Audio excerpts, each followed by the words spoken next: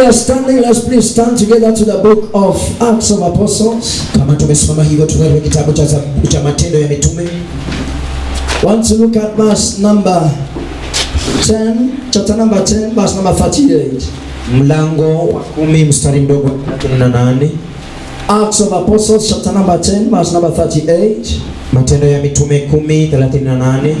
And once you get there, please confirm with a faithful hallelujah. Ukifika pale sema amina ya imani. Acts of Apostles chapter number 10. Matendo ya Mitume 10 verse number 38. Mstari mdogo 38. Want us to read together? 1, 2, 3, go.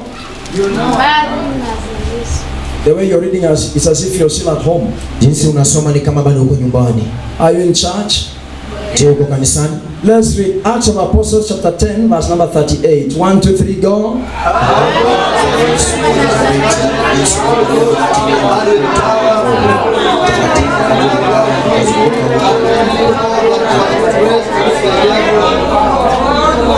How God anointed Jesus of Nazareth.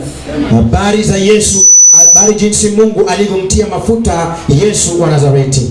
With the Holy Spirit. Kwa Roho Mtakatifu. And with power. Na nguvu. Amen. Who went about doing good. Naye akazunguka huku na huku kutenda mema. And healing all who were oppressed of the devil. Na kuponya wote walioonewa na ibilisi. Every devil that has been oppressing you. Kila pepo ambayo imekuwa ikikufinyilia. By the authority of the Spirit of God. Kwa mamlaka ya Roho Mtakatifu. Today that devil is hereby cancelled in the name of Jesus. You may excitedly sit down on the heads of your enemies as you shout hallelujah. As you shout hallelujah, your life shall never remain the same in the name of Jesus. I say it again, as you shout hallelujah, your life shall never remain the same in the name of Jesus. I want to bring to you God's word shortly. And this is the scripture that gives us an understanding about the Holy Ghost. And the Bible records how God anointed Jesus Christ of Nazareth with the Holy Ghost. You may wonder if God had run short of the oil. Unaweza shangaa kama Mungu alikuwa amepungukiwa na mafuta. Because when he wanted to anoint someone with the oil, he sent someone to anoint David. Kwa sababu alipotaka kumtia mtu mafuta kwa mafuta, alikuwa anamtuma mtu kwenda kutia mtu mafuta kama Samueli kwa Daudi. There is need for the oil to be put on the foreheads of people. Kwa hivyo kuna hitaji ya mafuta kuweka katika vichwa vya watu. But God does not anoint Jesus with the same oil. Lakini Mungu hamtii Yesu na mafuta yale yale. I want you to get this understanding. Nataka upate kuelewa huko. But God anoints Jesus Christ of Nazareth with the Holy Ghost. Na Mungu akamtia mafuta Yesu wa Nazareti kwa Roho Mtakatifu. Allow me to say this. Niruhusu niseme hivi. There is an anointing and there are anointings. Kuna upako na kuna maupako.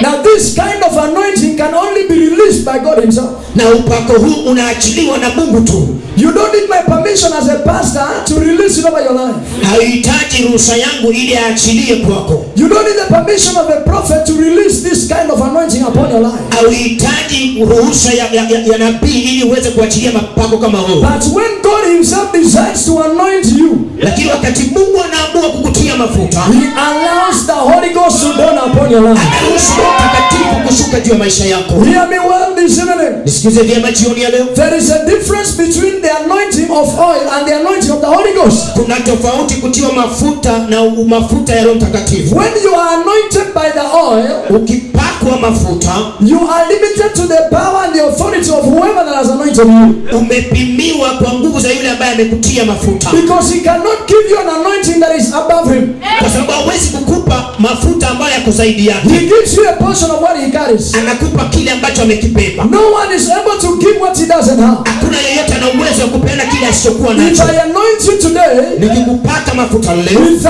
oil, kwa mafuta, by the grace of God, kwa neema ya Mungu, I allow you to walk under the grace that God has given me. Ninakuruhusu kutembea chini ya neema Mungu aliyonipa. But when God gives you this kind of anointing, wakati Mungu anakupa mafuta ya aina haya, he allows you to walk to his own level. Inakuruhusu wewe kutembea katika viwango vyake. You are not limited to the levels of men. Hautapungukiwa chochote. You are not limited by borders of people. Haujafungiwa na mipaka ya watu. But you cannot be limited by the authority of God. Unaweza tu kufungiwa na mamlaka ya Mungu. And the limitation of God has no boundaries. Na vipimo vya Mungu havina mipaka.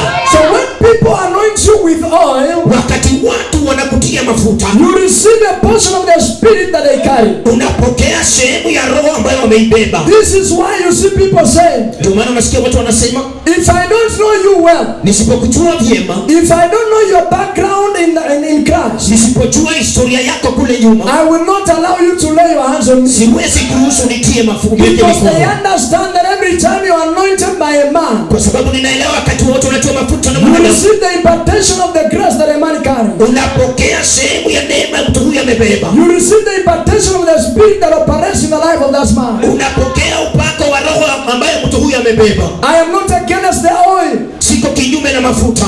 I also do anointing. Hata mimi ninatia watu mafuta. There is oil inside here. Kuna mafuta mahali hapa. We anoint people. Tunatia watu mafuta. But when God anoints you, lakini wakati Mungu anakutia mafuta, you don't need this oil. Hauhitaji hii mafuta. You need the Holy Ghost. Unahitaji Roho Mtakatifu. Because the level of the Holy Ghost is above the level of the oil. Maana kiwango cha Roho Mtakatifu ni zaidi ya mafuta. When men anoint you with oil, wakati wanadamu wanakutia mafuta, they make your forehead shine. Wanafanya kichwa chako kinang'aa. But when God anointed Jesus, wakati Mungu anamtia mafuta Yesu, it is not only his head that shines, sio kichwa chake tu kinang'aa, but there was power. Bali kulikuwa na nguvu. When you receive the Holy Ghost of God, wakati unapokea Roho Mtakatifu, the anointing from the Lord, upako wa Mungu, you receive power. Unapokea nguvu. I'm saying you receive power. Unapokea nguvu. When men anoint you, wakati wanadamu wanakutia mafuta, you may receive a portion of the power that they carry. Unapokea sehemu ya nguvu walizonazo. If a man is a sinner, kama mwanadamu ni mwenye dhambi, if he's a fornicator, kama yeye ni msherati, you take home a portion of his spirit. Unabeba sehemu yote ya maisha yake. Don't just take your head to everybody. Usibebe kichwa chako kwa kila mtu. Not everybody is sent by God. Sio kila mtu ametumwa na Mungu. Not everybody that preaches preach the gospel of Christ. Sio kila mmoja anayehubiri injili ya Kristo. Not everybody that stands on the altar is anointed by God. Sio kila mmoja anasema kwa madhabahu ametua mafuta. Some people are anointed by themselves. Kuna watu wanajitia mafuta wenyewe. Others are busy in the business of making money. Wengine wako kwa biashara ya kuunda pesa. So not every hand that comes over your head has the authority of God. Sio kila mikono inakuja mbele yako ni imetumwa na Mungu. Don't see miracles take place and be deceived. Usione miujiza inatendeka ukadanganyika. Because even Simon the sorcerer performed some. Kwa sababu Simeoni mchawi alifanya miujiza. The people at Samaria believed him. Watu wa Samaria wakamwamini. Until the day Philip appeared. Mpaka siku Filipo alionekana. Until the day Simon appeared. Mpaka siku Simoni alionekana. Until the day Peter appeared. Mpaka siku Petro alionekana. Is when he saved the people from Simon the sorcerer. Ndio wakati aliokoa watu kutoka mikono ya Simoni mchawi. Not every miracle doer is assigned by God. Sio kila atendaye miujiza amepewa na Mungu. There are people who carry the anointing for miracles, yes. Wengine wanabeba mafuta ya miujiza ndio. But that anointing is not of the Lord. Lakini hiyo mafuta sio ya Bwana. Hear me well this evening. Nisikize vizuri mimi jioni ya leo. Don't just take yourself to every kind of anointing. Usijipeleke kwa kila upako. The right anointing is the anointing of the Holy Ghost. Upako wa kweli ni upako wa Roho Mtakatifu. Have you ever asked yourself a question? Umewahi kuuliza swali? Why do we receive the oil every day? Kwa nini tunapakwa mafuta kila siku? But we have no testimonies. Na hatuna ushuhuda. Yes. Why do we receive the oil every week? Kwa nini tunapewa mafuta kila wiki? But we have no testimonies. Na hatuna ushuhuda. Why do we receive the oil every month? Kwa nini tunapewa mafuta kila mwezi? But there are no signs and wonders in our lives. Hakuna ishara na miujiza katika maisha yetu. This oil without this power, haya mafuta bila hii nguvu, ni mafuta ya kawaida. Amen. Yes. Don't you women use glycerin? Je, nyinyi wanawake hamtumii glycerin? Don't you use this oil Nyinyi hamtumii haya mafuta to smoothen your face, kuweza kutengeza uso zenu, to remove pimples? kutoa yale maduweduwe? Do you have any testimony Una ushuhuda out of that? kando ya hiyo? So this oil without power, Haya mafuta bila nguvu it is simply mafuta ya kungarisha uso. ni mafuta tu ya kuosha uso. But when you receive the anointing of Christ, Na ukipokea upako wa Kristo, when the Lord decides to anoint you by himself, wakati Mungu anaamua kukutia mafuta, he lifts you from the normal level. anakutoa katika viwango vya kawaida, He carries you away from the normal position. anakupenda kutoka katika viwango vya kawaida. Where people used to see you, they see you, they are normal. Mali watu walikuwa wanakuona hawakuoni Look tena. at what the scripture says. Sikia kile Biblia inasema, And when God anointed Jesus with the Holy Ghost, wakati Mungu alitia Yesu mafuta na Roho the Mtakatifu, Bible says he received power. Biblia inasema alipokea nguvu, And he was able to go everywhere alikuwa na uwezo wa kwenda kila mahali, and preach the gospel kuhubiri Injili and do good things alone. na kufanya mambo mema pekee. When you receive the Holy Ghost, Unapopokea Roho Mtakatifu, the anointing of the Holy Ghost, mafuta ya Roho Mtakatifu, you receive power to go and do good unapata things. nguvu kwa Bwana. I declare and decree this morning Ninatangaza na kuamuru jioni by ya the leo, authority conferred to me kwa mamlaka niliyopewa as a priest over this kama altar, kuhani juu ya madhabahu haya, by this Holy Ghost, kwa hiyo Roho Mtakatifu, receive this anointing in the name of Jesus. pokea mafuta haya kwa jina la I Yesu. say receive this anointing in the name of Jesus. Pokea mafuta haya kwa jina la Yesu. I say receive this anointing in the name of Jesus. Pokea mafuta haya kwa jina la Yesu. Let this anointing become your portion in the name of Wacha Jesus. mafuta haya yawe sehemu yako. Testimony shall never lack in your life in the name Ushuhuda of Jesus. utakosekana kwa maisha yako. Signs and wonders shall never lack in your life in the name of Jesus. Na miujiza itakosekana kwa maisha yako. Miracles shall never lack in your life in the name of Jesus. Miujiza itakosekana kwa maisha yako. People can limit you to their own standards, Watu wanaweza kukuzuilia kwa viwango vyao, but God can never limit you to his own standards. lakini Mungu hatawahi kukuzuilia kwa viwango vyake, Because he is the God that is unlimited. kwa sababu ni Mungu asiyepimiwa.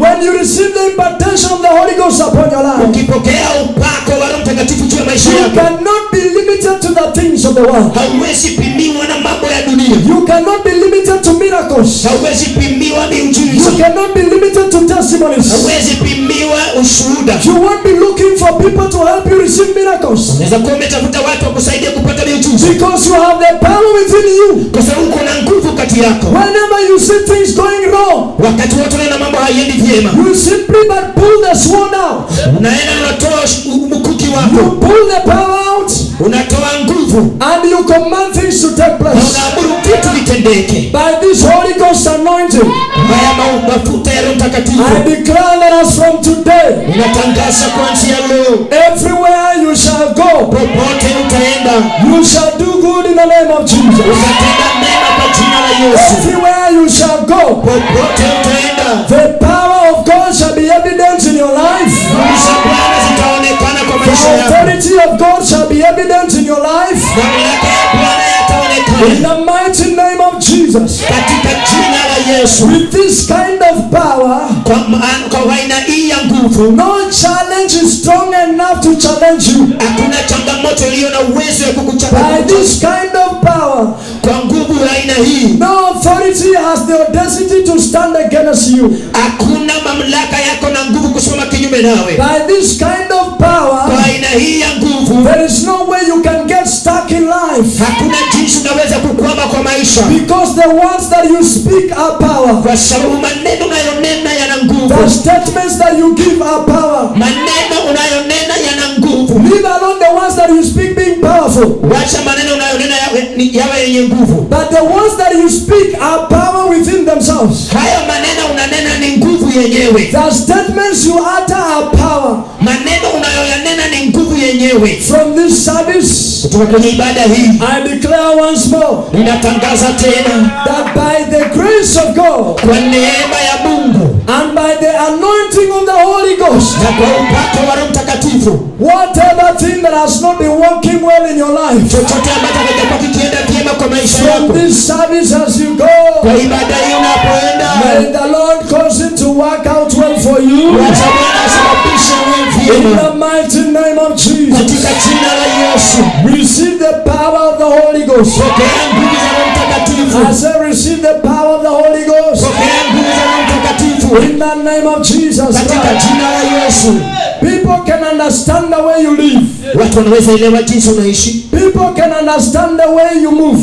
Watu wanaweza elewa jinsi unatembea. People can understand the way you dress. Wanaweza elewa jinsi unavaa. Nobody can understand the power you carry. Hakuna yeyote anaweza elewa nguvu umebeba. Because the power of God is totally unpredictable. Kwa sababu nguvu za Mungu haziwezi kutabiriwa. No one will predict what it is able to do. Hakuna yeyote anaweza kutabiri yale ambayo No one can predict when the power of God will take place. Hakuna yeyote anaweza kutabiri nguvu za Mungu zitachukua muda No gani. one can predict the level at which the power of God will work. Hakuna yeyote anaweza kutabiri jinsi nguvu za Bwana zinatenda kazi. Because this is a supernatural power. Kwa sababu hii ni nguvu za kipekee. Now one thing that is so much good about the scripture, kitu kizuri ambacho kinanifurahisha katika Biblia, is that God did not send someone to anoint Jesus. ni ya kwamba Mungu hakutuma mtu amtie Yesu He mafuta. came down by himself. Alikuja mwenyewe, He released the Holy Ghost upon him. akaachilia Roho Mtakatifu, And Jesus received the Holy Ghost. na Yesu akapokea Roho Mtakatifu. Now I declare this evening, Ninatangaza jioni ya leo,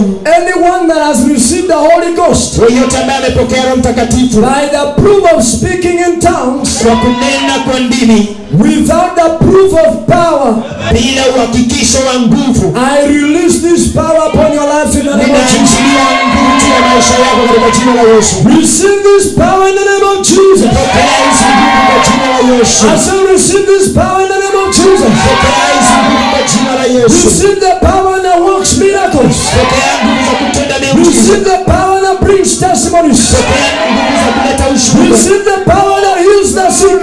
Nguvu za kuponya wagonjwa.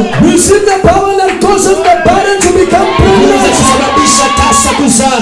Receive the power that causes everything wrong to get right. Nguvu za kusababisha mambo yote mabaya kukuja sawa. Receive the power that restores the lost. Pokea nguvu za kurejesha In waliopotea. the name of Jesus. Katika jina la Yesu. Hallelujah. Haleluya. Hallelujah. Haleluya. Rise up on your feet Simama katika miguu yako. and thank God, Father. Ambia Mungu Baba, Let me receive your power now. wacha nikapokee nguvu. I receive this kind of power. Ninapokea nguvu ya aina hii. I receive this kind of power. Ninapokea nguvu ya aina hii. In the name of Jesus. Katika jina la Yesu. The power of the Holy Ghost. Nguvu za Roho Mtakatifu.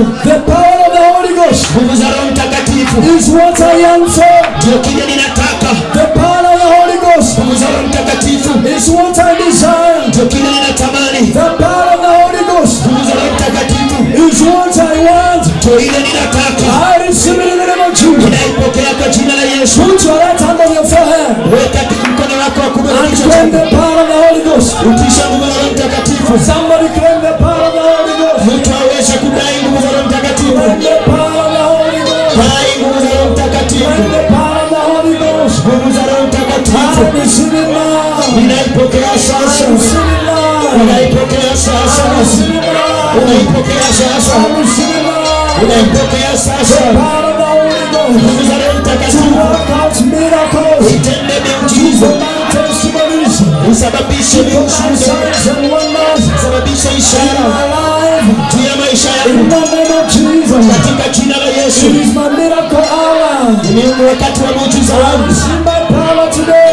Ninapokea nguvu zangu sasa. I receive the power of the Holy Ghost. Ninapokea nguvu za Roho Let Mtakatifu. it be bestowed upon my life. Wacha iwe juu ya maisha yangu. Let the power of the Holy Ghost be bestowed upon my life. Wacha nguvu za Roho Mtakatifu ziwe juu ya In maisha the name yangu. of Jesus. Katika jina la Yesu. Nishaboenda bosheke andaba.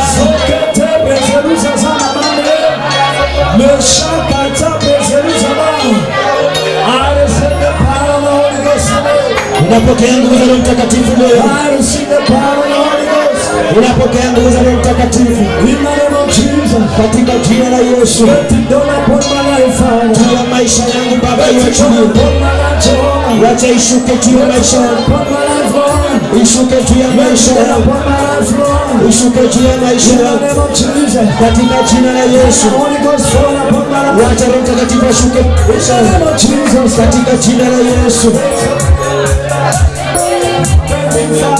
Asante Baba. Endelea uombe. Nguvu za Roho Mtakatifu zitashuka juu ya maisha yangu. Yes, Jesus. Ndiyo Yesu.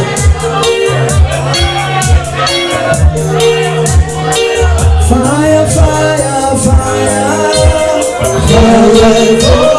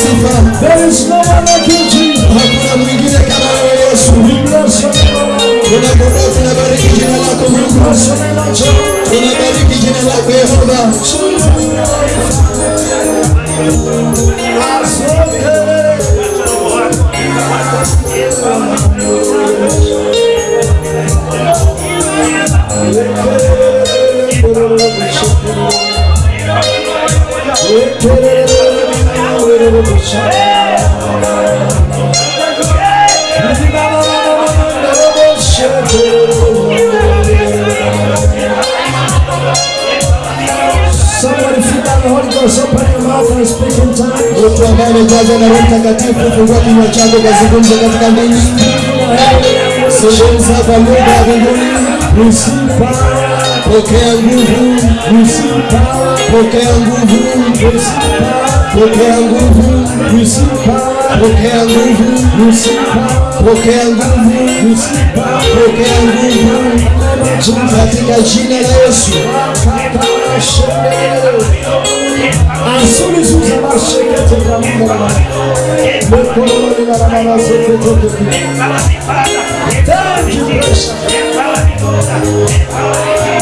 We bless you, Lord Jesus. Tunakubariki Yesu. Thou art great, Lord.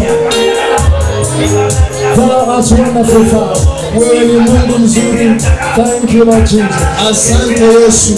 We bless you and we exalt you. Tunakubariki na tunakuinua. In Jesus' precious name we have prayed. Katika jina la Yesu Kristo tumeomba.